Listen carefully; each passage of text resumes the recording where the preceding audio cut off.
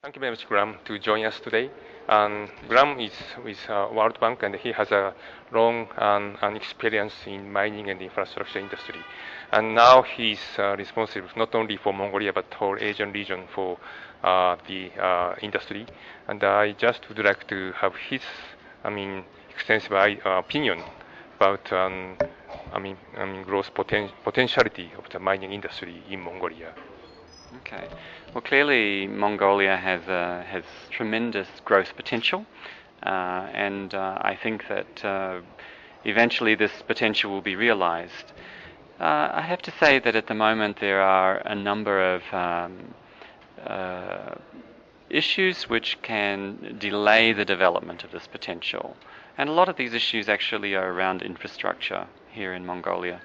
The coal mining development of a large scale will not take place until there are suitable rail systems in place, suitable energy resources, and the development of water resources.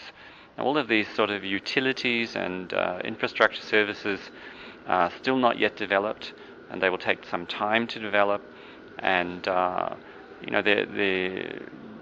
development of these is currently constrained many times by government policy and the way in which government wishes to maintain ownership of these rather than allow the private sector to get involved in infrastructure development.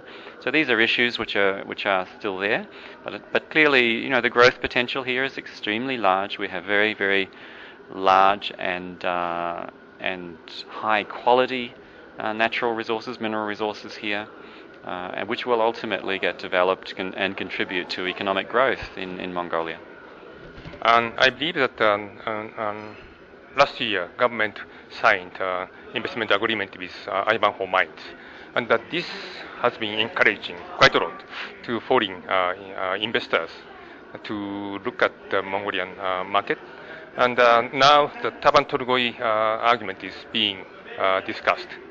So, how do you see the foreign investors' behavior to Mongolia? Do you think that they are still positive to invest into Mongolia? Certainly on the large-scale projects, I don't see any problem. What I have seen as a result of changes in government policy over the last few years there has been a lot of disincentive for investors, certainly in the gold and copper sector, as a result of the windfall profits tax. But now that that's to be repealed, I'm hoping that we will see a resurgence in new investment in exploration and development in gold and copper. Certainly the coal industry has not suffered from that, and we have seen a lot of investments in coal, both foreign and domestic, and we have seen the same in iron ore, that primarily foreign investment, but quite substantial investments in iron ore development. So, there is a mixed picture.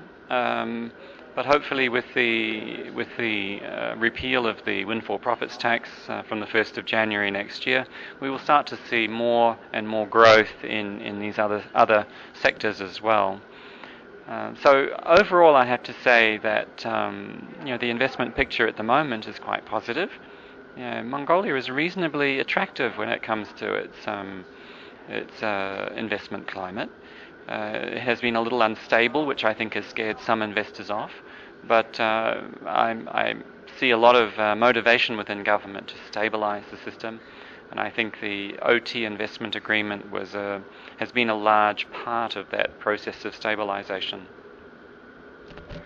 Okay, thank you very much, Graeme. And we, Frontier Securities, are also very much appreciated to keep in touch with you and to get also your advice. So thank you very much for joining us today. Thank you very much. It's been a pleasure.